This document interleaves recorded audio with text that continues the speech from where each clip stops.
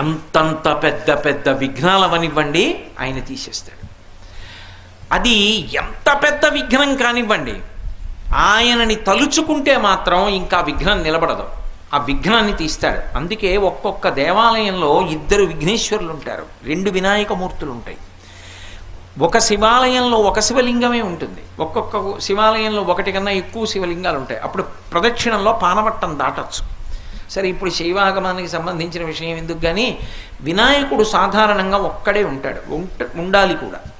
కొన్ని చోట్ల ప్రత్యేక సందర్భాలలో ఇలా ఎందుకు పెట్టారండి అని మీరు అడిగారు అనుకోండి, వాళ్ళు చెప్పలేరు. కానీ ఒక్కొక్క చోట ఒక్కొక్క ప్రత్యేక సందర్భంలో 2 వినాయకులు ఉంటారు.